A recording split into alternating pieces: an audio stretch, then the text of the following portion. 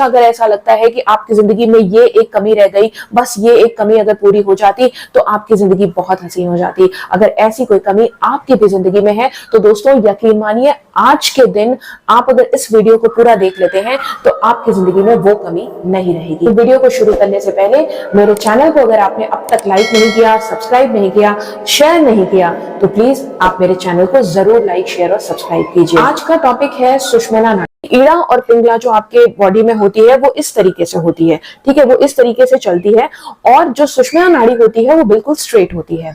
तो सुषुम्ना नाड़ी के थ्रू ही आप जो है ऊपर से जो आपकी भगवान की जो एनर्जी होती है, जो ऑलमाइटी की एनर्जी आती है, जो भी यूनिवर्स की एनर्जी है, जो कॉस्मिक एनर्जी है, वो आप अपने सुषुम्ना नाड़ी से ही ग्रहण करते हैं। इसलिए सुषुम्ना नाड़ी बहुत ज्यादा इंपॉर्टेंट होती है, स्पेशली आपकी कुंडलिनी जागरण में। कुंडलिनी जागरण करना तो बहुत ही ज्यादा एक योग का काम है, जो 15 से 20 साल के कठिन तपस्या के बाद ही वो संभव हो सकता है। लेकिन हम अपनी कुंडलिनी को जागरण नहीं तो एटलीस्ट अपने सातों चक्र को हील तो कर सकते हैं ना। तो दोस्तों आप उस सुषुम्ना नाड़ी का बेहतरीन इस्तेमाल करके आप उसे अपनी इच्छाओं की पूर्ति के लिए भी इस्तेमाल कर सकते हैं।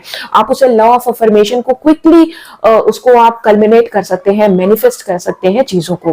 कैसे करेंगे आइए इसको देखते हैं। सबसे पहले तो आपका कोई भी एक स्वर हमेशा चल रहा होता है, राइट या लेफ्ट, जो भी नॉस्ट्रल चल रहा है उसको हम कहते हैं, अगर राइट है तो वो सूर है और अगर लेफ्ट है तो वो चंद्र स्वर है, और अगर वो दोनों एक साथ चल रहा है तो उसको हम सुषुम्ना कहते हैं।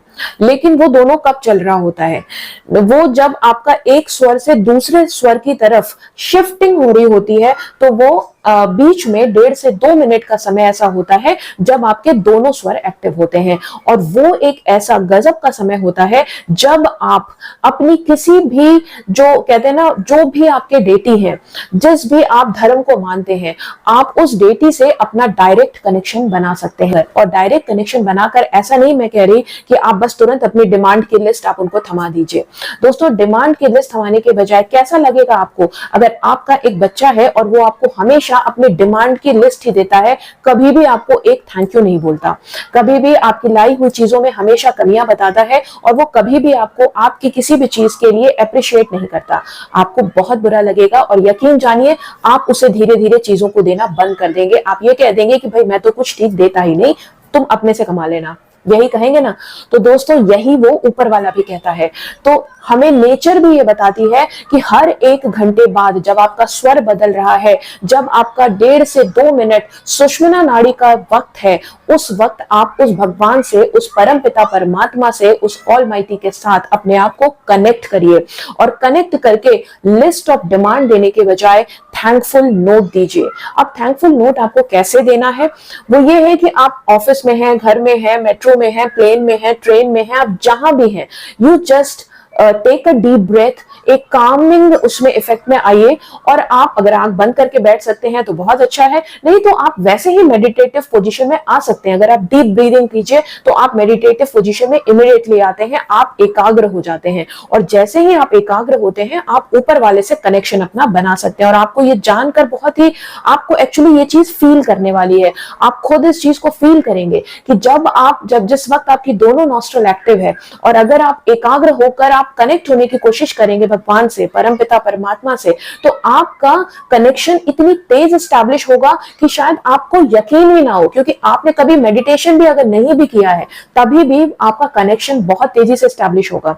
और जैसे ही वो कनेक्शन एस्टैब्लिश होता है, या आपको ऐसा नहीं भी पता चल रहा है कि भाई आपका कनेक्शन एस्टैब्लिश हुआ नहीं हुआ, आपने कभी भी मेडिटेशन किया ही नहीं, आपको नहीं पता, कोई बात नहीं।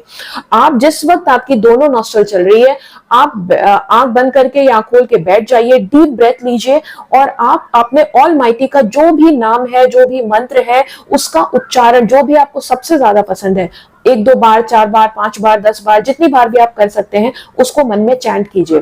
और चैंट करने के बाद आपको आज तक, बचपन से लेकर आज तक, आपको जितनी भी चीजें उस भगवान ने या उस ऑलमाइटी ने दी हैं, उसके लिए आप थैंकफुल होइए, उसके लिए आप ग्रेटिट्यूड शो कीजिए। हर 1 घंटे में 1 से 2 मिनट के लिए उस परमात्मा से कनेक्ट होकर थैंक यू बोलेंगे तो आप इसका चमत्कार केवल और केवल 27 डेज में देखेंगे। मैं 27 डेज इसलिए कह रही हूं क्योंकि 27 नक्षत्र होते हैं, और अगर आप एक आज से शुरू करके 27 डेज तक कंटिन्यू करते हैं तो आप हर नक्षत्र में एक ना एक दिन बोल रहे होंगे।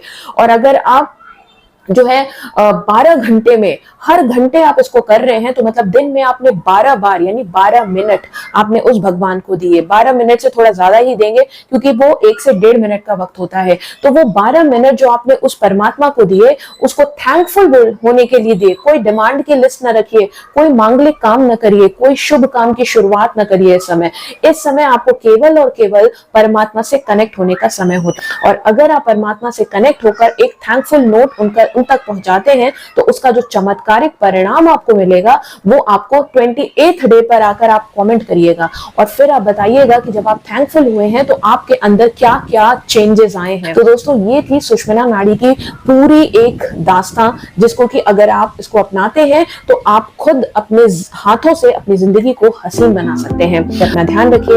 Thank you so much.